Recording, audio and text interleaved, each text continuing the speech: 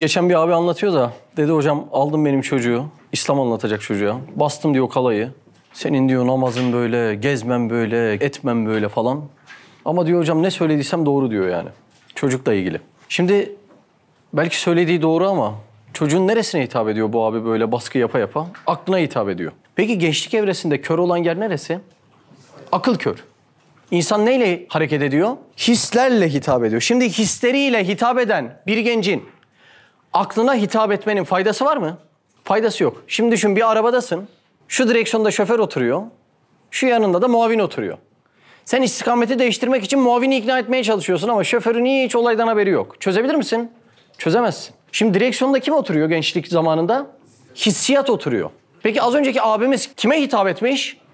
Akla hitap etmiş. Direksiyon hissiyatın elindeyken sen akla istediğin kadar hitap etsen de bu arabayı istediğin yere çeviremezsin. Ama başka bir zarara sebep olabilirsin. Hangi zarara? Bir de o genç arkadaşın damarına basmış olursun. Ne yapar bu sefer? Biraz daha asileşir. Ne yapıyoruz? Çekiyoruz, diyoruz ki böyle yapma haram. Karşıdan ne cevap geliyor? Kardeş biz de Müslümanız diyor. Biz de bu sefer daha çok söylüyoruz. Zaten sen eğer Müslümansan sana haram diyoruz.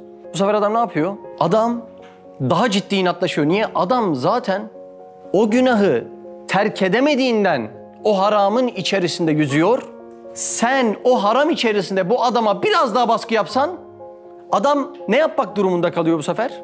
Dinini terk etmek durumunda kalıyor. Belki bir üniversiteli genç kardeşimizin küpeyle namazı arasında, bak küpeyle namaz diyorum ha, tercih yaptığına şahit oldunuz mu? Var öyle tercihler. Niye? Çünkü daha ehemmiyetini bilmiyor. Onun için küpeyle namaz eşdeğer bir kıvamda. İleride hakikatini anlasa, mahiyetini bilse ne olacak? Namaz onun için dünyada vazgeçilmeyecek tek şey olacak. Ama bunun için ne lazım? Biraz ona müsaade etmek ve sadece aklına değil, hislerine de hitap edebilmek lazım. Şimdi doktor iğneyi vururken ne yapıyor böyle küçük çocuklara? Biraz oynuyor değil mi? Neden? Damara dokundurmayayım diye biraz oynuyor değil mi? Çünkü karşısında bir hasta var. Bizim karşımızda da manen hasta bir arkadaşımız var. Şimdi mesela sizin dilinizde jilet olsa, jilet yarası. Parça pincik olmuş değil. Şöyle en güzel Antep baklavasını getirsek tat alabilir misiniz? Alamazsın, imkanı yok ya. Onu ağzına dokundurmak istemezsin. Neden? Çünkü dil yaralı. O arkadaşımız da o şekilde işte. Manen yaralı olduğundan namaz gibi, ibadet gibi, iman gibi kendi içerisinde muazzam ve eşi benzeri olmayan lezzetler barındıran tatları bile manen kendisine alamıyor. Çünkü yaralı. Eğer biz bu yaralılar için hastaneyiz diyorsak onları da kucaklamamız gerekmektedir. Yoksa bizim önümüze en sevdiğimiz yemek, en sevmediğimiz bir şekilde atılsa ne yaparız o yemekten? Nefret ederiz ya. Ama ihtiyacım da var yemeğe. Yemeden yapabilir misin? Yok. Bak şimdi burada çelişkiye düşüyor işte. Problem oluyor. Allah muhafaza ihtiyacı olan yemeği istenilmediği bir şekilde önüne sunarsan bu sefer yiyemiyor. Manen ne oluyor? Ruhun idamına kadar gidiyor. O yüzden üslup ve takdim çok önemli meseleler. Şimdi bizim gençlik damarı dediğimiz bir problem var. Bu damar sadece gençlerde mi var? Hayır hayır. Böyle duygusal olan insanların tamamında var. Vicdanlı olan insanların demiyorum. Duygusal olan, hisleriyle böyle hareket eden, duygularıyla hareket eden insanların tamamında bu gençlik damarı var. Çünkü gençlik zamanında onunla baş etmenin yolunu bulamamış. 50 yaşına da gitse o hisleri ve hevesleriyle hareket ettiren gençlik damarı onda sabit kalmış. Ondan kurtulamamış. Şimdi o insana baktığında aklı o insanın yanlışlar yaptığının farkında mı? Farkında. Ama hisleri o kadar kuvvetli ki yanlış yaptığını bilse de yanlışa devam ediyor. Öyle olmuyor mu? Bak dışarıda konuşuyoruz. Kardeşim içme şunu diyoruz. Abi haklısın diyor. Diyor mu? Diyor. İçmeye devam ediyor mu? Ediyor. Ya babacığım diyoruz şu namazdan önemli kainatta bir şey var mı? Yok abi haklısın diyor. Kılıyor mu? Kılmıyor ama biliyor yani. Bizim kadar biliyor. Hiç eksiği yok yani. Nasıl oluyor bu? Şimdi akıl hakikati anlıyor. Ama direksiyonda kim var? Hisler var. Hevesler var. Duygular var. Demek ki akıl içeride bildiği doğruyu uygulayabilecek bir güç kuvveti bulamıyor. Yani o güç kuvvetten kastım ne? İmanı. İmandan gelen o güç kuvveti bulamadığından hisler direksiyonu da bir türlü bırakmıyor. Ondan sonra şu çelişkiye düşüyoruz. Ben doğruların farkındayım. Madem farkındayım, neden irademi kullanamıyorum? Neden bildiğim doğruları yapmaya, uygulamaya, amel etmeye benim gücüm yetmiyor? Neden acaba? Haydi okuyalım bakalım neden. Risale-i Nur mizanlarından 13. sözün 2. makamının haşiyesidir. Bismihi Subhanehu. Risale-i Nur'daki hakiki teselliye mahpuslar çok muhtaçtırlar. Başrolümüzde kimler var? Mahpus arkadaşlar, evet. Hususan gençlik darbesini yiyip Neden mahpusa düşmüşler? Gençlik darbesi, evet. taze ve şirin ömrünü hapiste geçirenlerin nurlara ekmek kadar ihtiyaçları var. Şimdi biz böyle bazen denk geliyoruz da içeriden çıkmış eski hayatı gayrimeşru olan arkadaşlarla oturuyoruz. O arkadaşlara Risale-i Nur'lardan benzer bahisleri yapıyoruz. Özellikle Meyve Risalesi diye bir bahis var. Oradan çok fazla mesele anlatıyoruz. Anlıyor ve eski yaşantısına pişman oluyor. Ve ben diyorum ki demek ki içeri girmeden önce bu hakikatleri bilseydi belki de içeri girmeyecekti. Şimdi yine onun girdiği zindan dünyada geçici bir zindan. Bizi bekleyen daha kötü bir zindan var. Ne o? Hapsi ebedi var. Öyle değil mi? Yani biz manevi cihette hapsolursak ne kadar hapsolacağız? Onlar gibi geçici de hapsolmayacağız. Ebedi cihette hapsolacağız. Dışarıda o kadar çok insan bu noktaya gidiyor ki inanın bana, içeride yatan mahkum arkadaşlardan daha fazla ümitlerini kaybetmiş durumdalar. Dışarıda o kadar çok insan ayaklarına daha çok pranga vurulmuş ama maddi mi? Hayır, manevi cihette. O kadar çok duvarların içerisinde haps kalmış ama maddi mi? Hayır, manevi cihette. İnanamazsınız. Bu hapsin sebebi hisleri, hevesleri ve duygularıyla yaptıkları yanlış tercihler oluyor. Şimdi yapacağımız ders hem maddi cihetteki mahpuslar hem de manevi cihette mahpus olanların ileride ebedi hapsi münferite düşmemeleri için o prangaları, zincirleri komple kırıp yok edecek bir şeydir. Niye? Çünkü mesela bir ortama ışık girerse ne terk etmek zorunda orada? Karanlık terk etmek zorunda. Allah'ın izniyle bu derste sinelere, kalplere, hislere, heveslere girdiği anda küfrün ne kadar tahribi varsa terk etmek zorunda. Işıkla karanlık aynı ortamda olmayacağı gibi imanla küfür de biiznillah aynı ortamda olamaz. Evet, devam. Evet, gençlik damarı akıldan ziyade hissiyatı dinler. His ve heves ise kördür, akıbeti görmez. Şimdi bu cümleyi anlamazsak ders ilerlemez. Gençlik damarı çok akıllı insanlar aklını kullanarak kendini yönetebiliyor mu? Hayır, hayır. Neyi dinliyor gençlik damarında? Hisleri, hevesleri. Yani duyguları anladın mı? Hani bugün üzgünüm diyorsun, bugün sinirliyim, bugün canım şunu istiyor diyorsun ya, o duyguları dinliyor. Peki o duygular ileriyi çok net görebiliyor mu? Hayır, hayır. Akıbeti, yani başına gelecekleri göremiyor. Şimdi ben gözüm açık bir şekilde, gözüm benim aklıma mesaj gönderiyor değil mi? Gözüm açık bir şekilde şöyle bir yanan soba görsem onu tecrübe edip yanar mıyım? Yanmam. Peki ben gözümü bağlasam, yani benim gözüm aklıma mesaj göndermiyor. Yani akıl iptal oldu. Gözümü bağladım, şurada da cayır cayır ateş yanıyor. Ben dokunma hissiyatımla defalarca tecrübe ederek, yani defalarca yana yana o ateşin yerini tecrübe etmek durumundayım. İnanın toplum bu şekilde bak. İnanın birçok arkadaşımız bu şekilde. Akıl iptal olmuş, direksiyonda hisler var, hevesler var. Onlar da gözü kör, akıbeti görmüyor. Bir canı bunu istiyor, gidiyor orada yaralanıyor. Neyle yaralanıyor? Günahlarla yaralanıyor, günahlarla. Anladın mı? Bırak bu dünyadaki ahvali, bir de ahireti. Bir başka bir ruh haline giriyor. Gideyim diyor, bir de bunu deneyeyim diyor hissiyatlarıyla. Akıbeti görüyor mu? Başına geleceği görüyor mu? Görmüyor. Kalp yaralanıyor mu bir daha? Kalp yaralanıyor. Neyle yaralanıyor? Günahları biriktire biriktire yaralanıyor. Şimdi bununla baş etmenin bir yolu var. İnsanın hisleriyle günahları tecrübe etmeyeceği bir yol var mı? Var. Bir menheç var mı? Var. Buna delil nedir? Sizsiniz. Siz bunları tecrübe etmeye gerek olmadığına delilsiniz bana. Niye?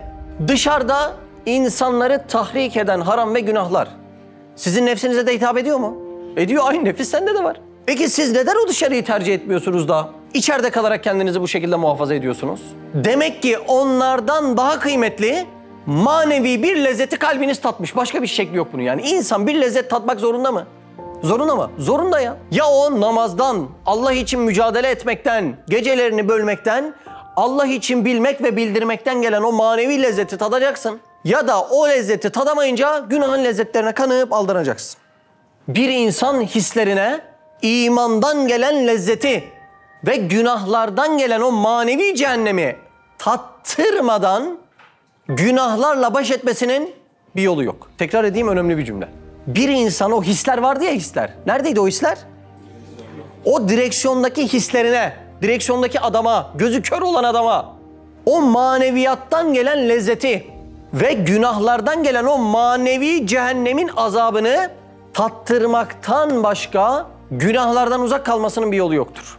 O yüzden hikayemizin başında oğlunu kalaylayan baba bir değil 1000 kez oğlum bu haram, oğlum bu doğru, oğlum bu yanlış desin. Onun muhatabı akıl, direksiyondaki kişi his ve duygular olduğundan dolayı söyledikleri %99 ihtimalle işe yaramayacaktır. Yaramıyor da yani biz burada çok şahit oluyoruz bu tür hadiselere.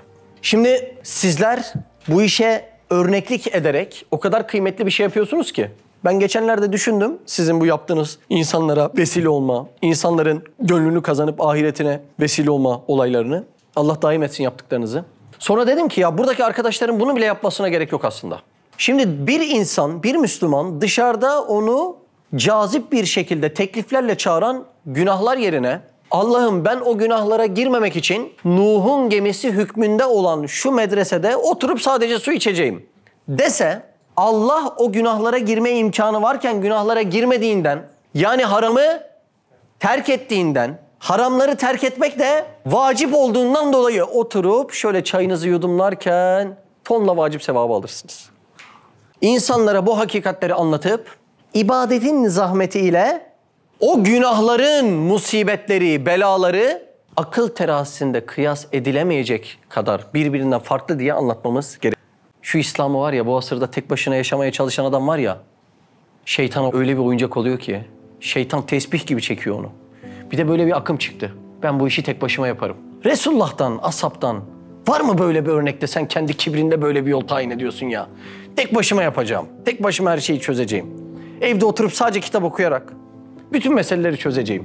Kendimi bütün günahlardan koruyacağım. Allah Allah ne kadar ilginç değil mi yani? Egomuz nasıl seviyelerde ya? Tek başına böyle şeylere meydan okumaya çalışan insanları şeytan ne yapıyor biliyor musun? Tesbih gibi çekiyor, tesbih gibi. Düşman binken sen nasıl bir mücadele edeceksin? Böyle bir cephe gördünüz mü hayatınızda? Hey gidi. Şimdi insanın hislerine bu kadar yenilmesi sonucunda 10 dakikalık bir gaza gelmesiyle ne oluyor? Onlarca yıl hayatı kayıp gidiyor mu? Kayıp gidiyor. Üstad Hazretleri bu mektubu mapustaki arkadaşlara yazıyor. Biz maddi gözle baktığımızda o mapustaki arkadaşların ahvalini anlıyoruz. Manevi gözle baktığımızda da ebedi hapsi münferitten kurtulmanın yolunu arıyoruz. 10 dakikalık bir hatayla onlarca yıl mahvoluyor. İnan biz çok dinledik öyle. Oturuyor arkadaş diyor ki perişan oldum diyor. Şimdiki aklım olsa diyor 10 dakikaya asla bulaşmazdım diyor. Ama ne oluyor? Silahtan çıkan mermi geri dönmüyor değil mi? O hisler ve hevesler bir insana hakim olduğunda gözü çok kara. O kurşun geri dönmüyor. Şimdi insan o dünyadaki hapsi yaşamayınca nasıl oluyor? Bir kahramanlık oluyor insanda değil mi? Paşa paşa girer yatar çıkarız diyor değil mi? Şimdi bizim o hapse girmiş arkadaşlar anlatıyor. Abi diyor yeni gelen çocuklar diyor çayı demler, yerleri temizler, çamaşırları da onlar yıkar diyor. Anladın mı? İçeri öyle bizim tahmin ettiğimiz gibi güllük, gülistanlık, tatlı, hoş, paşa paşa girer çıkarım öyle değil yani. Hele bir de biraz böyle bazı hassasiyetleriniz varsa bizim bir arkadaş var da öyle. Dünyaya meydan okur ama temizlik konu olunca el sıkıştığıyla elini kolonyayla siler yani. Şimdi böyle hassasiyetler varsa bir insan için ne olur? Zindan olur. Şimdi biz dünyevi bir mahpus hayatını anlattığımızda ne oldu? İnsanın içi daralıyor değil mi? Dünyadaki hapisi düşünmek bile insanın içini daraltıyor. Ya Allah muhafaza etsin sakın bizi sokmasın öyle bir yere diye. Halbuki dünyevi hapis nedir? Ölünce biter gider en fazla değil mi? Peki ebedi bir hapsi münferite düşsen nasıl olacak? Ölünce biter mi? Ölmek de yok o zaman. Peki başımı taşlara vursam orada ne baş var ne taş var. Ne diyor biliyor musun ayette? Bak ayete bak ayete. Ya leyteni kuntu turaba. Ne demek? Keşke, keşke. Keşke toprak olsaydım. Keşke. Ya nasıl bir şey? Nasıl bir istektir bu ya? Öyle azaplar çekiyorsun, öyle yoksunluklar yaşıyorsun, uyuyamıyorsun, bayılamıyorsun, ayılamıyorsun. Ebedi hapsi münferit. Ne kadar pişman olacaksın? İstediğin kadar ol. Bak şimdi. Biz az önce şunu anlattık. Direksiyonda hisler oturan bir insanın hisleri 10 dakika körelse onlarca yıllık hayatını mahvediyor. Doğru mu? Şimdi dünyada şöyle anlatalım. 10 dakika dünyada hisler hakim olunca onlarca yıl hapse düşüyor. Bir de ahirete bakalım. Ahiret için ne diyoruz ki? Gençlik hissiyatına mahkum olursa ahirette de sonsuz cehenneme düşecek. Bakın benim 10-15 yıl diye bahsettiğim gençlik ahiret rakamlarıyla muvazene edilirse bu dünyanın 10 dakikası değil 10 saniyesi oluyor ancak. Yani şimdi ahirete gideceksin. Allah hepimizi muhafaza etsin. Cehennemin kapıları açılacak sana. Dönüp şu dünyaya bir bakayım yani. Ne yaptım da ben bunu hak ettim deyip bir bakacaksın. Çekirdek çitleme zamanı gibi 10 saniyelik bir zaman için ayılamayacağın, bayılamayacağın, uyuyamayacağın, uyanamayacağın, hiçbir iktidarın kudretin olmayan, hiçbir tanıdığını arayamayacağın hapsi münferite düşmüşsün. Ne kadar zaman dilimi için gitti olay? Bir çekirdek çitlemek kadar basit bir gençlik yılında aman canım bunu istiyor. Aman ben şunla şöyle yapmazsam yapamam. Aman şu arkadaşlarımla şu keyfi şöyle yaşamazsam olmaz. Ben bu dünyadan lezzeti alamam diye dönüp baktığında 10 saniye etmeyecek bir zaman dilimi için katrilyon yıllar geçse bitmeyecek bir zindana, bir hapse düşüyorsun. Oldu mu? Mantıklı mı? Ama dünya penceresinden baktığımızda uzun geliyor değil mi? Biz az önce hangi pencereden baktık? Ahiret penceresinden baktık. Ukba penceresinden bakınca külle atin karib. Her gelecek yakındır, küçük geliyor. Dünya penceresinden bak, uzadıkça uzuyor. Ya biriktirmem lazım, mücadele etmem lazım, kazanmam lazım. Birkaç 10 yıllık dünya için, o da eğer Allah öyle ömür verip yaşatırsa, ay şu malımın üstüne şunu katacağım, şu ömrümün üstüne bunu katacağım. Şunun akrabalarımın da hatırı var, onları da tatmin edeceğim. Aman nefsimin de hatırı var, onları da bir yerlere gezdireceğim diye ne namaz bıraktılar, ne iman hizmeti bıraktılar, ne okumak bıraktılar, ne bir şey bıraktılar ya. Bu kadar insan aklını peynir, ekmekle yiyemez ya. Yiyemez arkadaş. Sürekli aynı bahane. Ya Mehmet kardeşim biz mücadeleye devam ediyoruz. Biz dünyada kazanmazsak nasıl olacak ya? Bir de böyle bir olay çıktı. Ney? Mücadeleye devam ediyoruz. Allah Allah. Ya şimdi sen küçücüksün ama Allah bütün büyükleri senin emrinde hizmet ettiriyor. Şimdi sen mücadele mi ediyorsun Allah aşkına? Dünyanın 1.300.000 katı büyüklüğünde güneşi gökyüzüne direksiz lamba diye dikmiş.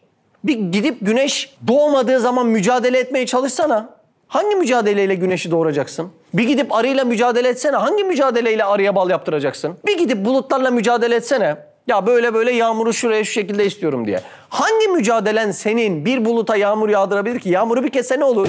Ekmek, peynir, zeytin hepsi gitti mi? Gitti mi hepsi? Hepsi gitti. Hadi bir inek de mücadele etsin bizimle. İnek mi bizi sağar, biz mi ineği sağarız? Ha? Allah Allah, mücadele ediyoruz ya. Biz geçimimiz bilmem neler için mücadele ediyoruz. Yani Allah kainatı böyle yaratıp kullandırmıyor. Bizi ufak ufak imtihan etmiyor. Biz kainatı devam ettirebilmek için mücadele ediyoruz yani. Geçen nar yiyorum, böyle narı açtım. Her bir tanesinin şekli birbirinden farklı narlar toplanıp ortak bir şekil oluşturmuş. Değil onları mücadele ederek yaratmayı, dağınık versem toplayıp eski haline getiremezsin. Ama bir toprağı eşeleyip biraz para kazanıp 2 kilo manavdan nar alınca narı yarattığımızı zannediyoruz ve diyoruz ki kardeşim benim dünyayla mücadele etmem lazım. Ahireti de başkaları düşünsün. Kim düşünsün? Hocalar düşünsün. Din onlara geldi. Ne kadar komik, ne kadar... Ya insan böyle aklını peynir ekmekle yer mi ya? Kimisini zengin, kimisini biraz daha zor ahvalde yaratan Allah. Aynı Allah değil mi? Dilese herkese bir kainat büyüklüğünde servet sermaye veremez mi? Niye biraz boğazını sıkıyor? Orada görmek istiyor işte, senin kumaşın kaç kuruş, orada görmek istiyor. Ama biz mücadele ediyoruz. Bunlar hislerin ve heveslerin, heyecanların, duygusallıkların hakim olduğu bünyelerde şeytanın dünyanın her yerinde aynı şekilde söylettiği cümleler. Çal çal oyna, sürekli aynı türkü, sürekli aynı türkü, hiç farkı yok. Hiç farkı yok. Sadece genç kardeşleri düşünmüyorsunuz değil mi? Oradaki tekamülünü yapamamış, gençlik dönemindeki his ve heveslerle mücadele tekamülünü gerçekleştirememiş 60 yaşındaki adam da o genç serseri kurşun gibi yani. Hiç farkı yok. Hiç farkı yok. O nazarla bakın. Buyurun devam edelim. Bir dirhem hazır lezzeti ileride bir batman lezzete tercih eder. Bak şimdi. Kim tercih eder? His ve heveslerle hareket edenler önündeki küçücük lezzet hemen verildiği için bunu alır. İleride verilecek lezzeti göremez. Niye göremiyordu? Çünkü hisler ve hevesler akıbeti görmez. Şimdi biz bazen bir lokantaya gideriz yemek yemeye. Şimdi et gelecek ama et biraz uzamış. Ne gelir önden? Salata gelir. Bak böyle yapıyor. Salata diyor. Şimdi hazırdaki bir dirhem lezzetçiler onlar işte. Salataya ekmeğe banar, peynire banar, tuluma banar, tereyağını alır. Et geldi, ne oldu? Dükkan doldu. Ete yer kaldı mı? Ete yer kalmadı, ne yaptık? Hazırda verilen bir dirhem lezzeti aldık. Biraz sonra gelecek mis gibi et. Ziyan oldu, gitti. Öyle değil mi? Şimdi aynı şekilde hislerde böyle bir durum var. Hislerin özelliği ne biliyor musun? Öyle hislerimizin içerisinde çalışan bir cihazat var ki. Bunun gözü kara. Ne demek gözü kara? Bir ufacık lezzet için ahiretini yakar, ahiretini. Sen böyle baba yiğit gördün mü? Bak nasıl gözü kara değil mi? Şimdi sen bu hissiyatın yönünü çevirsen. Dünyadan nazarını ahirete sunsan. Ne olur biliyor musun? 10 kuruşluk menfaat için hayatını satan, bilse ki ahirette 100 kuruşluk menfaat var, dünden satar. Geceleri uykusunu uyumaz. Elinde o bizim ahir zaman endişelerinden olan mal biriktirme, yurt biriktirme, onu bunu yapma değil. Allah'ım bunları veren sensin, senin yolunda infak etmem lazım der. Hepsini harcar. Neyi harcar? Ne sermayesi varsa onu. Gençliğiyse gençliği.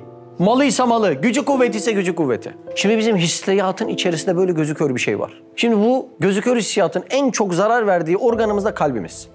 Nasıl zarar veriyor biliyor musun? Bir iman var, bir de imanın içerisinde lezzet var. Şu namazı kılayım da geçsin diyen adam iman etmiştir. Şu namazda Rabbime bir kavuşmanın vakti gelsin diyen adam imandaki lezzeti almıştır. Şimdi ben karpuzdaki güzel lezzeti bu dille alıyorum. Peki imandaki lezzeti hangi dille alıyorum? Kalple. Kalp, imandaki lezzeti alan dilin adıdır. Şimdi bir yemeğin kıvamının olup olmadığını neyle anlıyorsun? Dille. O patlıcan kebabın kıvamı tutmadıysa, tantuni kıvamında olmadıysa, künefe çıtır çıtır kalmadıysa ne yaparız Salih? İstemeyiz bunu deriz ya. İşte iman da o kıvamında olmadığında kalbin ben bunu istemem diyor, lezzet almıyor. Anladın mı? Bir insan neden ibadetten lezzet alamıyor? Kalbi bozuk. Bunu tamir etmen lazım, düzeltmen lazım. İbadetten daha çok dünyada bir şeyin lezzet vermesi saçma olmaz mı yani? He? Kainat bunun için yaratılmış. Demek kalbimiz bozuk. Şimdi kalbi en çok ifsad eden olay hisler ve heveslerle, heyecanlarla o kalbe başka bir sevgili koymamız. Bu kalbi Allah kendine tahsis etmiştir. Sen sinende, gönlünün içinde çarpıyor diye kendi malın zannediyorsun. Öyle değil. Şurada çarpan senin sinen gibi dursa da mülk sahibi bizzat Allah'tır. Ve başka muhabbetin kokusu bu kalbe girse Allah o kalbi anında terk eder. Ondan sonra lezzet mezzet alamazsın. Allah'ın bir kalbi terk ettiği nereden bellidir? Kalbin içinde ne varsa oraya gitmez mi? Kalbin içinde Aysel varsa, Ayşe varsa, Fatma varsa oraya gitmiyor mu? Oraya gidiyor. Kalbin içinde Allah varsa nereye gidiyor? Secdeye gidiyor. İmana, hizmete gidiyor ya. Demek ayaklar nereye gidiyorsa bil ki kalbin içinde orası var. Ve Allah Azze ve Celle o kalbi başka bir muhabbet olduğunda terk ediyor. Terk edilen kalpte de imanın lezzeti duyulmuyor. Konumuzun başını tekrar alalım. His ve heyecanlar ile baş etmenin yolu şuydu. İmandan gelen manevi lezzeti ve küfürden, gafletten, delaletten gelen manevi azabı o hislerine tattırmadan günahlarla baş etmenin yolu yok. Bunu konuşmuştuk. Demek ki biz bu imandan gelen lezzeti tatmak zorundayız. Devam edelim mi? Buyurun. 1 dakika intikam lezzetiyle katleder, 80.000 saat hapis elemlerini çeker ve 1 saat sefahat keyfiyle bir namus meselesinde binler gün hem hapsin hem düşmanın endişesinden sıkıntılarla ömrünün saadeti mahvolur.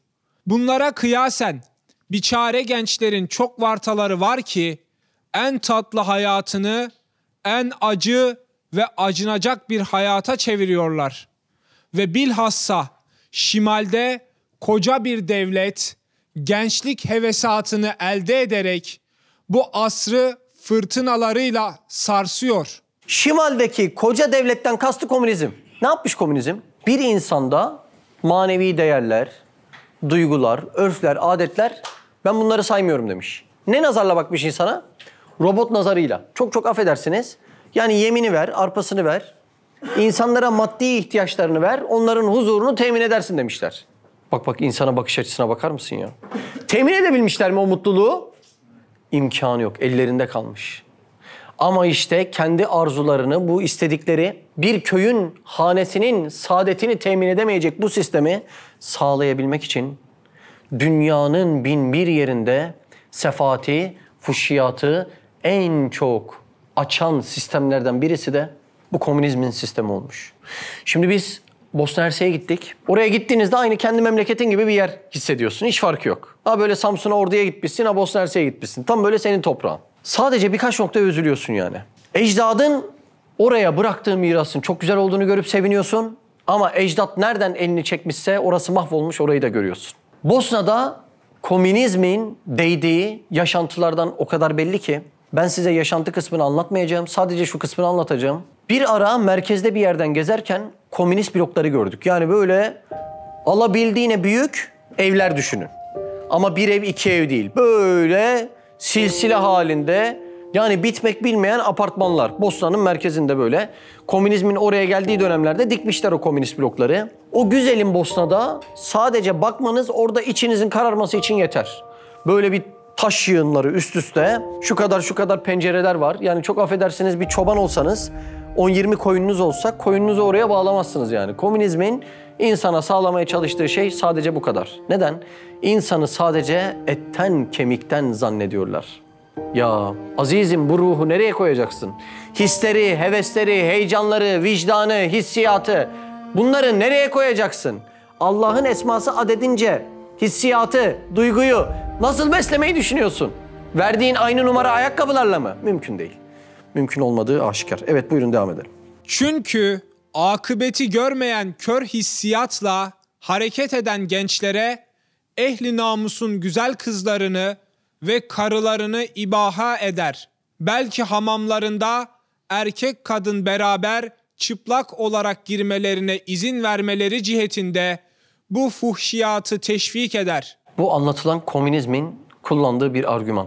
Bilmem ifade edebildik mi? Yani bu fitne öyle bir büyük fitne ki, bu asrın kuşkusuz en büyük fitnesi. İfade edebildik değil mi fitneyi? O açıklık saçıklıktan gelen, insanın hislerini, heveslerini okşayan bu fitne, bu asrın görülmemiş en büyük fitnesi. Derler ki şeytanın emrine bu fitneler verildiğinde açmış göbek atmış. O kadar mutlu olmuş. Tamam ya, böyle bir fitne elimdeyse ben artık kendimi yormaya bile gerek kalmaz. Ve delikanlı adam, yani Allah'ım senin hatırın var, ben bu yalancı günah hatırlara meyletmem diyen o delikanlı adam, işte bu noktada kafasını çevirdiği anda bu asrın kahramanı o adamdır. Ve sadece bu fitneden paçayı kurtaran bir insan için diğer her şey çok kolaydır. Her şey. Kim, hangi genç bu fitneden paçayı kurtarmışsa bilsin ki diğer yollar, diğer işler onun için çok kolaydır biiznillah. Evet. Hem serseri ve fakir olanlara zenginlerin mallarını helal eder ki bütün beşer bu musibete karşı titriyor. İşte bu asırda İslam ve Türk gençleri kahramanane davranıp iki cihetten hücum eden bu tehlikeye karşı... Bakın kahramanlık diyor.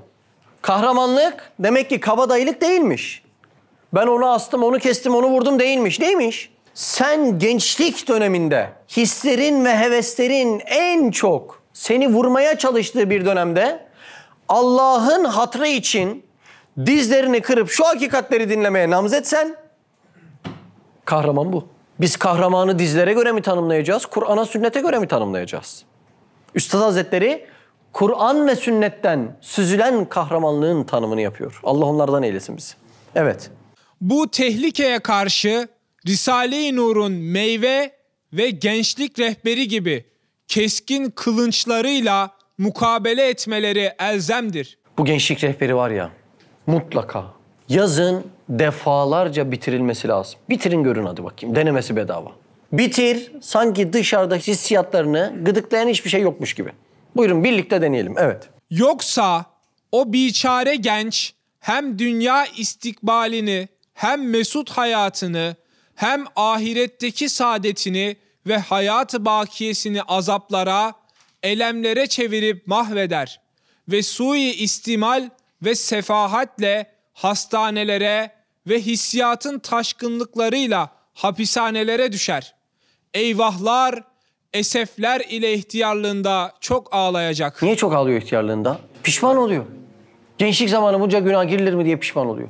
Peki o pişmanlıkları samimi etmesek, o pişmanlıklar iyice birikse, bir de ahirette dönülmez bir pişmanlık duysak nasıl olacak bu sefer? Allah Allah. O yüzden ne lazım biliyor musun?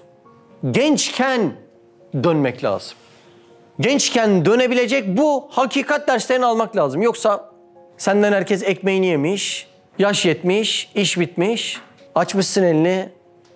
Ben geldim ya Rabbim.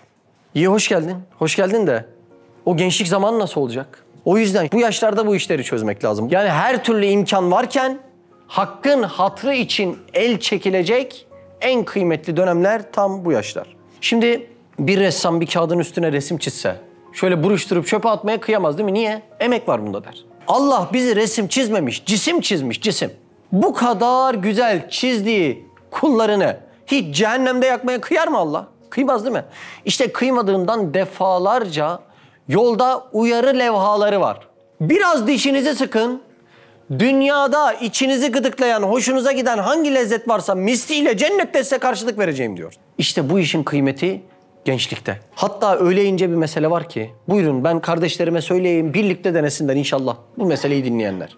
O günahın içerisinde lanetli bir lezzet var ya, o günahın içerisindeki lanetli lezzeti kim terk ederse o lanetli lezzetten çok daha büyük bir lezzeti o anda duyacak. Buyurun hadi bakalım, denemesi bedava. Devam edelim. Eğer terbiye-i Kur'aniye ve nurun hakikatleriyle kendini muhafaza eylese, tam bir kahraman genç ve mükemmel bir insan ve mesut bir Müslüman ve sair hayatlara, hayvanlara bir nevi sultan olur. Allah Allah. Bak şimdi. Demek hisler terk edilse ne olacak? Sultan olacak. Benim sultan deyince, gençlik deyince aklıma en çok örnek alınacak sahabe efendilerimiz geliyor. Aklıma gelen başka bir şey daha var. İbrahim peygamber. Şimdi normalde içine atıldığı ateş yakıcı. İnsan da yanıcı. Ama onlar birleşince nasıl geçiyordu ayette? Kul ya naru kuni berden ve selamen, değil mi? Ateş selamette oluyor. Ne sıcaktan yakıyor ne soğuktan yakıyor. Şimdi bu asırda hislerine hakim olan bir genç. Normalde dışarıdaki günahlar nasıl? Yakıcı. Bir genç nasıl? O da yanıcı. Bunların birleştiğinde kavrulması lazım. Ama hakkın hatrı için hislerine hakim olmaya çalışan bir genç Allah Azze ve Celle'nin bu mucizesiyle karşılaşıyor ve Allah onu yandırmıyor. Bak ne kadar büyük bir şeref, değil mi? Hem de nasıl sahabeye benziyor biliyor musunuz? Göz görmeyen, gövdenin içine giren kurtlarla baş ederekten sahabe efendilerimizin, o gencecik Musab bin Ümeyr'lerin yolundan gitmeye aday oluyoruz. Şimdi bu asrın hastalığı şu, his heveslerimizi ön plana çıkartacak. Ön plana çıkartacak, oradan şeytan bize kancayı takacak. Şimdi savaştan dönülmüş bir ara, dönüldükten sonra Efendimiz Aleyhisselatü Vesselam şöyle beyan ediyor. Diyor ki, biz küçük cihattan döndük, şimdi büyük cihat zamandır. Sahabe efendilerimiz soruyor, ya Resulallah büyük cihat nedir? Nedir büyük cihat? Nefis ile cihat etmek diyordur. Şimdi bunu anlamak biraz müşkül geliyor değil mi? Şimdi bizim maddi olarak bir yerlerle savaşmamız 3 gün sürer, 3 hafta sürer, 3 ay sürer. Nefis 24 saat boyunca el ense atmış seni kündeye getirmeye çalışıyor. Sadece uyanıkken mi? Hayır. Rüyalarına kadar girme selahiyeti var. Oralarda bile seni bozmaya çalışıyor. Dışarıdaki hangi nefis olursa olsun, bir zalimin nefsi, bir müşriğin nefsi, bir münafığın nefsi bana zulmederse eğer bu benim cennetime bir yol olur. Ama gövdenin içerisindeki kendi nefsim bana zulmederse eğer bu benim cehennemime bilet olur. Demek ki diğer bahsedilen savaşlara Allah Resulü Aleyhisselatü Vesselam küçük cihat derken içeride seni asıl cehenneme sonsuz azaba sürükleyecek olan nefisle mücadeleye büyük cihat diyor. Bir şeyin küçüklüğü ve büyüklüğü neyle kıyaslanır? Neticesiyle kıyaslanır. Sen dışarıdaki bir savaşı kaybetsen Allah ecrini verip sana şehadet nasip edebilir. Madem öyleyse bu küçük cihattır. Ama nefsinle girdiğin bir mücadelede, özellikle gençlik zamanında haramların bu kadar hücum ettiği bir dönemde nefsinle girdiğin o cihatı kaybedersen sonsuz bir hayatı kaybedeceğinden bu nasıl bir cihattır? Büyük bir cihattır. Demek bir şeyin büyük ve küçük olduğunu anlamak için neticesine bakmamız lazım. Buyurun devam edelim. Evet, bir genç hapiste 24 saat her günkü ömründen tek bir saatini 5 farz namazına sarf etse ve ekser günahlardan hapis mani olduğu gibi o musibete sebebiyet veren hatadan dahi tövbe edip sair zararlı, elemli günahlardan çekilse hem hayatına, hem istikbaline, hem vatanına, hem milletine, hem akrabasına büyük bir faydası olması gibi o 10-15 senelik fani gençlikle ebedi, parlak bir gençliği kazanacağını başta Kur'an-ı Mucizül Beyan, bütün kütüp ve suhuf-ı semaviye kat'i haber verip müjde ediyorlar. Evet, o şirin, güzel gençlik nimetine istikametle, taatle şükretse hem ziyadeleşir, hem bakileşir, hem lezzetlenir. Her nimetin şükrü kendi cinsindendir. O zaman gençlik nimetinin şükrü nasıl olacaktır? Gençlik gitmeden kendi cinsinden olması lazım. Gençlik gittikten sonra gençlik nimetinin şükrünü vermemiz mümkün mü? Gitti. Yazık oldu. Koskoca sonsuz gençliği sana armağan bırakacak, elinden o nimet uçtu gitti. Şimdi burada bir cümle kullandı. Bilmiyorum fark ettiniz mi? O şirin güzel gençlik nimetine istikametle gidilir diye. Şimdi istikamet normalde bir mümin için farz-ı daimidir. Yani hep istikamette kalmak zorundadır ama biz o kadar çok gelgit yaşanılan bir asırdayız ki. Yine neye uyarak gel git yaşıyoruz? Hislere, heveslere. Bugün bir kapı açılmış hakikat evinden. Hiç Allah'ın o kapıyı açtığını anlayamıyoruz. Aman canım burada denedim olmadı. Yarın bu kapıya gideyim, yarın bu kapıya gideyim, yarın bu kapıya gideyim diyoruz. Aradan 10 yıl geçmiş, 20 yıl geçmiş. Elim boş, gözüm yaş. Hayatımda hiçbir hakikatin yeri yok. Ancak böyle Twitter'a doldurmuşum cümleleri. Yalnızların Rabbi yalnız Allah'tır. Allah yalnızları sever. Yalnız böyledir, böyle yalnız. O zaman bütün sahabe efendilerimiz dağılsın, yalnız kalsın yani. Nasıl birlik olacağız? Nasıl mücadeleye göğüs gereceğiz? Küffara karşı nasıl mücadele etmeye çalışıyorsun? Onların bütün silahlarına alternatif nasıl sunmayı düşünüyorsun? Evde yalnız başına oturmuş biraz şiir, biraz Twitter'da sürekli yalnızları Allah sever. Yalnızlar kuyuya düşmüş, kuyudan yalnızlar çıkarır falan diye. Böyle mi avunacaksın? Hani mücadele? Bunlar hisler ve heveslere aldanmanın başka bir yoludur. Kimi alkolle aldanır, kimi kumarla aldanır, kimisi Allah ile aldanır. Yapılması gereken bir hakikat yolu varken, istikamete gidilmesi gereken, dişini sıkıp sabretmen gereken bir süreç varken, ancak bu süreç ile, bu sabır ile sahabeye benzemesi gerekirken, sen kendini bir köşeye çekiyorsun, o hisler ve heveslerle sürekli Allah'a böyle Twitter'a ata o duyguların rehini oluyorsun. Evde oturmuş, kokuşmuş, çürümüşsün. Bütün sermayeni evde bir çay, bir sigarayla heba edip ziyan ediyorsun. Ondan sonra yalnız şöyledir, yalnız böyledir. Biz kuyuya düştük, kuyudan böyle oldu. Neyle aldanmış oldun bu sefer? Allah ile aldanmış oldun. Diğerlerinin rengi belli. İnsanın ondan dönmesi kolay. Ama biri Allah ile aldanırsa söyleyin bana dönmesi nasıl olacaktır? Bizim bu asırda problemimiz istikamet, sabretmek. Küçücük meselelere Allah rızası için sebat gösteremiyoruz. Sebat ne demek? Sabit olmak, yerinde kalmak. Rüzgar nereden eserse etsin, sen yerinde sabit kalırsan bunun karşılığı sabırdır ancak. Derler ki tekkeyi bekleyen çorbayı içer. Sen o tekkede sabretsen, senin belki okuyarak öğrenemeyeceğin, müfredatta öğrenemeyeceğin, bilgi olarak öğrenemeyeceğin nice meseleleri sabrederek öğreneceksin. Bu asırda bilgi bizde put hükmünde.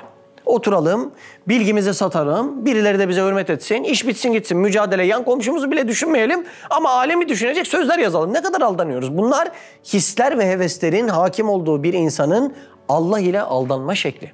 İstikamet bu şekilde bir şey değil. Bizler bu noktada istikamet anlayamıyoruz. Biz 30 yıllık bir müfredatta sadece bilgi çalışmayı İslam zannederken sahabe efendilerimizin hayatını biraz tahlil ettiğinizde anlıyorsunuz ki 3 yıl dişini sıkıp yerinde sabit kalan bir insanın kalben alacağı iman lezzetinin karşılığı hiçbir kelimede, cümlede, kitapta mevcut değil. Çünkü Üstad Hazretleri diyor ki o inceler ki akla görünmez. O güzel manevi lezzetleri, hissiyatları tarif edebilecek hiçbir şey yok. Yapmanız gereken çok fazla çalışanı az çalıştırın, az çalışanı da çok çalıştırın. Allah rızası için bir kapı açıldıysa orada sabit kalın, mücadele edin. Hislere orada yenir, heveslere burada yenir. Canım bugün bunu çekti, yarın öbür şeyi çekti. Biz bu canlı yandımın iradesini nerede kullanacağız da biz cenneti kazanacağız? Allah aşkına söylesene yani. Herifçi olunun canı nerede neyi çekerse, 6 ay burayı denedim, 3 yılda bu şekilde bunayı denedim. Allah muhafaza etsin, değil mi? Burada bulamadık, başka yerde, o kapıyı sevemedim, başka yerde diye en son başlar feda edilip gidiyor. Allah muhafaza etsin. Sabretse, sadece diş sıksa, sadece yerinde kalsa, sadece.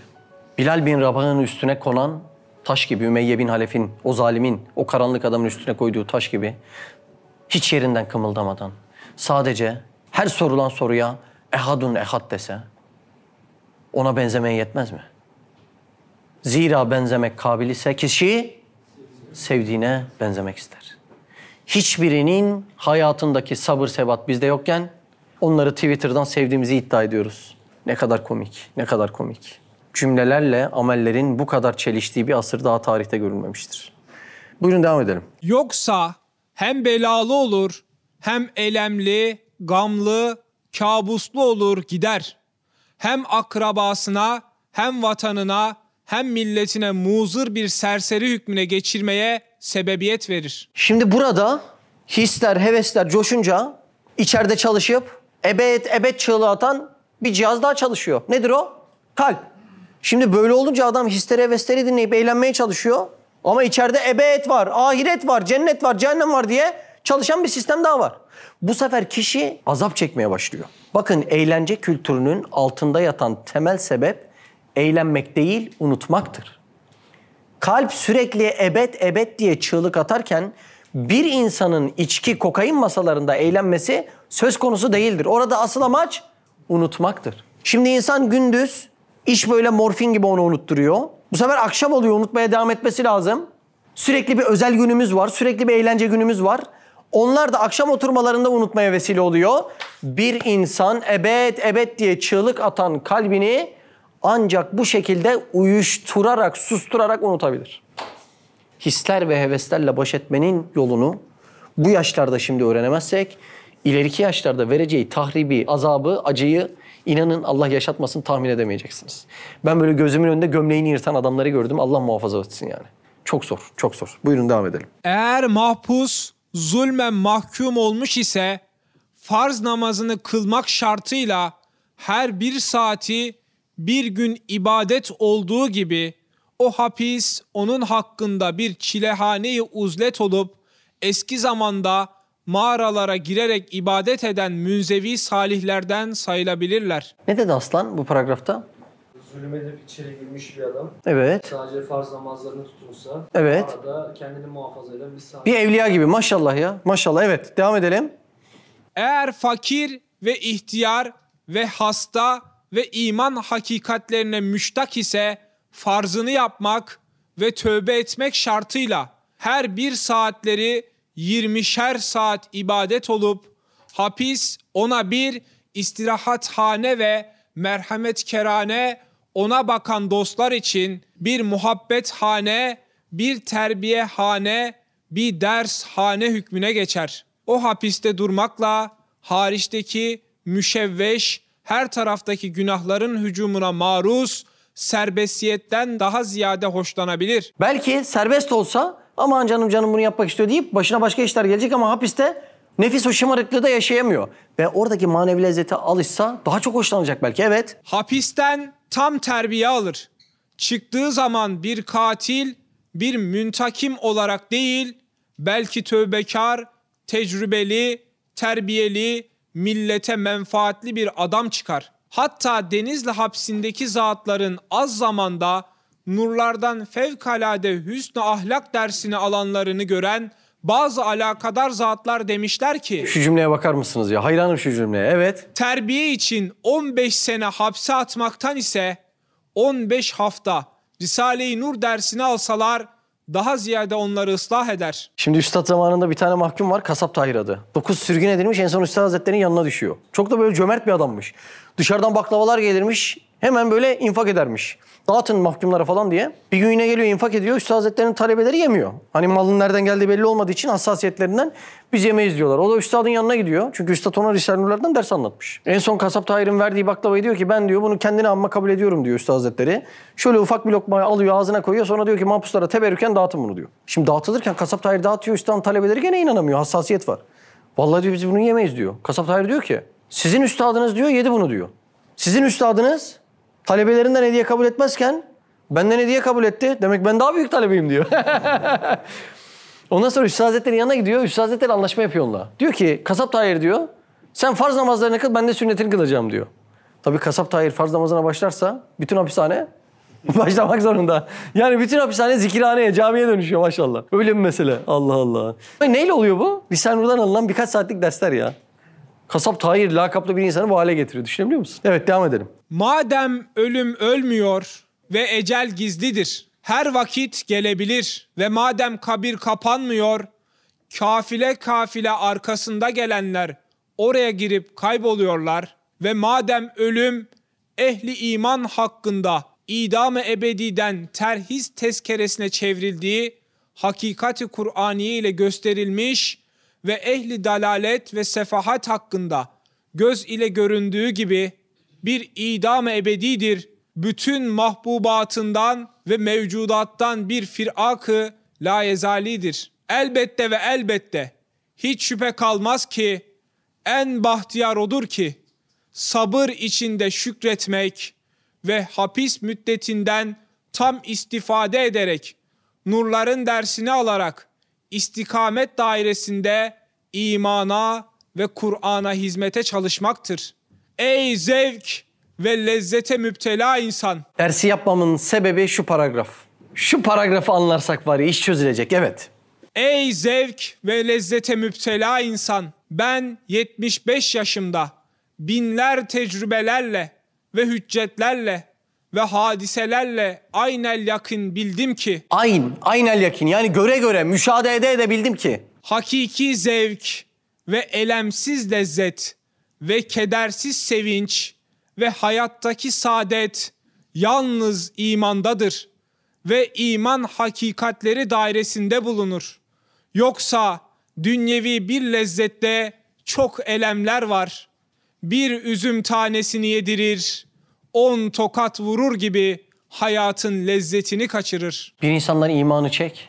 Velev o insan sarayda yaşasın, sarayda dahi olsa zindandadır. Test etmek ister misiniz? Ya 75 yıllık hayat tecrübesini bize anlatan bu zata, bu pirifaniye tabi olacaksın. Ya da 75 yılını böyle bozuk para gibi harcayıp yakacaksın. Ondan sonra iman, bu dersler ve iman hakikatleri dairesi, birlikte olmamız, bu uhuvvet meselesinden başka hiçbir lezzetin olmadığını anlayacaksın. Şimdi bu dersler önemli ama bu derslerin bir öncesinde başka bir mesele daha önemli. Bizler bu dersleri anlama merakından önce ne için yaşadığımızı merak etmiyoruz. Çok büyük bir problem ya. Dışarıda muhabbet ediyoruz da, kardeşim sen ne için yaşıyorsun? Yaşamak için diyor. Bir şeyin hedefi kendisi olamaz. Burada mantık hatası var. Mesela bu bardak ne için üretildi? Bardak olmak için. Ya bunun cevabı böyle olamaz yani. Bunun içine bir şey konması lazım. Demek ki biz öncelikle hedef noktasında o farkındalığı kardeşlerde oluşturmamız, kendi nefsimizde, hislerimizde, heveslerimizde uyandırmamız şart. Evet, buyurun. Ey hapis musibetine düşen biçareler! Madem dünyanız ağlıyor ve hayatınız acılaştı, çalışınız. Ahiretiniz dahi ağlamasın. Bir şey anlatayım. Bir gün bir arkadaş geldi. İşte dükkanıyla ilgili maddi problemleri varmış. İşte eczaneye şöyle mi mal alayım, oraya mı taşıyayım, buraya mı taşıyayım? Ben de neredeyse 2 saat muhabbet ettim. Konuştum. Böyle dinledi beni 2 saat boyunca. Hiç de dönüt vermedi. En son şu cümleyi okudum. Dedim ki, ya madem dedim hayatın acılaştı, ağlıyor. Çalış bari, ahiretin acılaşmasın, ağırlaşmasın, ağlamasın dedim. Nasıl cümleymiş o dedi ya. 2 saat biz konuştuk yani. Şimdi bizim konuştuğumuz o an aklımıza gelen cümleler ama Üstad Hazretleri'nin bu ifadeleri tohum hükmünde kalbe ekilen, her zaman büyümeye namzet müsait ve her büyüdüğünde farklı meyve, farklı lezzet veren cümleler. 2 saat ifadede bulundum. Bir şey olmadı. En son bu cümleyi söyledim. Nasıl cümleymiş o dedi ya. Kim söylüyor bunu dedi ya. Bir daha söylesene dedi. Bir anlattım, hayran kaldı. Bir daha okusana şu cümleyi. Ey hapis musibetine düşen biçareler! Madem dünyanız ağlıyor ve hayatınız acılaştı, çalışınız. Ahiretiniz dahi ağlamasın ve hayat-ı bakiyeniz gülsün, tatlılaşsın, hapisten istifade ediniz. Nasıl ifadeler ya. Allah Allah. Evet. Nasıl bazen ağır şerait altında, düşman karşısında 1 saat nöbet, 1 sene ibadet hükmüne geçebilir. Şimdi ben buradaki ağır şeraiti uzun süre düşündüm Talip. Dedim ki çay içiyoruz, muhabbet ediyoruz, koltukta oturmuşsun, şurada klima çalışıyor. Nasıl ağır şerait olur bu? Eskiler gibi zindanlarda değiliz, prangalarda değiliz. Şimdi eskiden ağır şartlar denildiğinde maddi şartlar ağırmış. Prangalar ayağa vuruluyormuş, duvarlar cisme örülüyormuş. Şimdi ağır şart denildiğinde prangalar da manevi, duvarlar da manevi. Anladın mı demek istediğimi? Ve o manevi ağır şartlar maddilerden daha zor. Şimdi mesela birçok arkadaşla neyi konuşuyoruz? Ailemden, işimden, gücümden, ay şuraya da ziyarete gitmem lazım deyip sürekli Allah Azze ve Celle ne oluyor? Arka plana atılıyor. Neden böyle oluyor? Kopmaz ipler ne oluyor? Neyden dolayı Allah Azze ve Celle'yi ihmal ediyorsa demek onlar manen kopmaz ip oluyor ve o manevi ağır şartlar eskinin maddi ağır şartlarının çok daha önüne geçiyor bak. Çok ilginç yani. Şimdi düşman içeride, kurt içeri girmiş değil mi? Nereden tutuyor? İçeriden tutuyor. İşe gitmem lazım, çalışmam lazım. Tamam yap, onu da yap. Bunu niye yapmıyorsun? Allah Allah. Bak içeriden bir şeyler halatlarla bağlamış, çekiyor. Burada Üstad Hazretleri'nin ağır şartların var olduğunu söylemesinin bir sebebi de buraya gelmenin şartı ağır değil. Ki örneği de var. Binlerce adam girdi çıktı. Burada kalmanın şartları ağır. Onu söylüyor yani. Allah'la ilgili bir meseleyi bulacaksın ve ömrünü varoluş sebebin olan hizmet-i imaniyeye adayacaksın. İşte bunun şartları ağır diyor. Geçen buraya gelen bir tane arkadaş bir ifadede bulundu da. Abi dedi bana hizmetin kapısı açıldığında sanki bu kapıyı elimin tersiyle itip kapatırsam hayatım bundan sonra hep karanlıkta kalacak, zulmette kalacakmış gibi hissettim dedi. Ne kadar manidar bir ifade. Üstadın ağır şart dediği bu. Açıkçası bizim şımarıklıklarımız. Eskiden yokmuş, yapılıyormuş. Şimdi var, var olanlardan dolayı Allah'a adım atmayacağımızı iddia ediyoruz. İşte bu şımarıklıklarımız, bu manevi iplerle bağlanmalarımız, hayatımızda kendimizin uydurduğu olmazsa olmazlarımız, ağır şartlardan dolayı ifade edilen meselelerdir. O yüzden biz varlıktan dolayı kudurmuş nefislerimizle de ilgilenmek zorundayız. Yani sadece mesele açlık değil. Aç olan nefislerle ilgilendiğimiz kadar varlıktan kudurmuş nefislerle de ilgilenmek zorundayız.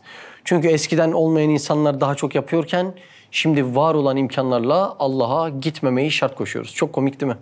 Allah'ın sana verdiğinden dolayı Allah'a gidemediğini iddia ediyorsun.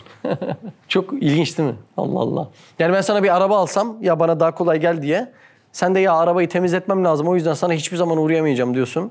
Ne kadar komik oluyor ya. Böyle bir mesele. Evet buyurun devam edelim. Öyle de sizin bu ağır şerait altında her bir saat ibadet zahmeti çok saatler olup o zahmetleri rahmetlere çevirir. Şimdi yine içeriden bir arkadaş çıkmıştı eski gayrimeşru. Başka bir arkadaş da hemen oturttu bize. Ya dedi kafede oturalım bir çay içelim falan diye. Böyle oturduk. Ondan sonra dedim ya maşallah dedim yeni mi çıktınız falan. Evet dedi yeni çıktık ya dedim ne kadar bahtiyarsınız falan deyince adam şaşırdı böyle. Ya ne diyor bu adam falan diye dedim tebrik ediyorum sizi ya. İçeride dedim o güyle Mesut güzel günler falan. Ya nasıl dedi içeride böyle şey yapacak. Dedim ki bak eskiden dedim evliyalar uzlet haneye çekilirlermiş. Halvethaneye çekilirlermiş. Yani dışarıdan dünyanın kirleri, pası, çirkinliği üstümüze bulaşmasın diye ne yaparlarmış? Kendilerini kaparlarmış. Belli ki Allah seni, senin nefsine bıraksa sen bu cennet işini beceremeyecek misin? O yüzden Allah da sana merhamet etmiş. Ya demiş bu kulum kendi beceremeyecek. Bari ben bunu alayım, hapishaneye kapatayım. Artık 3 yıl, 5 yıl, 10 yıl neyse bu biraz namazını, ibadetini, şunu bunu otursun da cennete zorla gitsin. Hani anne şefkat eder. Çocuk sobada yanmasın diye sürekli kolundan tutar ya aman gitme ya yanarsın orada diye. Allah Azze ve Celle de bakmış bu adam kendi tek başına beceremeyecek. Eski evliyalar gibi atmış medrese Yusufiye'ye, uzlete, halvethaneye. Demiş bari ben buna bu şekilde yardım edeyim. O yüzden orada dönme ihtimali de yok değil mi? Şimdi dünyada adamı anlatıyoruz ama adamın çok imkan kapıları var. Çok affedersiniz şımarık çocuk gibi yani. 3 ay ömrümü buna adamam lazım diyor. 3 ay gidiyor başka bir yerde oturmuş. Çay çorba ömür geçiriyor öyle çekirdekle. Şimdi dışarıda şımarığız. Hemen bir imkan bulsak başka kapıya gidebiliyor muyuz? Gidebiliyoruz. İçerideki adam gidebiliyor mu? Gidemiyor. İşte Allah merhamet etmiş onu koymuş. Ben de o yüzden o arkadaşı tebrik ettim. Hikaye bu kadar yani. Evet bizi telefonlarla aramayı ihmal etmeyin. İstanbul'a dua etmeyenlere ahirette çay ikram etmiyoruz. Orada da bir olacağız. Orada çay ikram etmiyoruz. İstanbul'a dua edin. Her cihette dua edin. Elinizden ne geliyorsa bir an önce orada bir medrese olması lazım. Aynı bu güzel derslerin, muhabbetlerin orada da dönmesi lazım. Çünkü bu iş sadece internette olan bir iş değil. Göz göze, diz dize, insiba ve inikas ile bu hakikatleri ulaştırmak zorundayız. Evet. Subhaneke la ilme lena illa ma allamtena inneke entel alimul hakim ve ahiru davana elhamdülillahi rabbil alamin. El Fatiha mesela. Genç kardeşim sana sorayım. 19 yaşlarındasın herhalde. Tam böyle senin hissiyatlara göre değil mi ders? Hocam, biz biraz geciktik tabii de. Yaşımız buradaki arkadaşlara göre biraz daha ileri. Evet. O yüzden damarlara hitap ettim dersi. Yaşa değil. Gençlik damarı hala varsa diye. İnternetten takip ediyoruz sürekli videoları da az önce dediğiniz gibi hani göz göze de olmak lazım. İnsan bunu görünce anlayabiliyor yani. Evet, evet. O yüzden duanı eksik etme. Bir an önce şu İstanbul'da halledelim. İnşallah. Çünkü oradan başka yerlere de gitmemiz lazım. Allah'ın izni ayetiyle. Evet. Bitirelim mi dersi?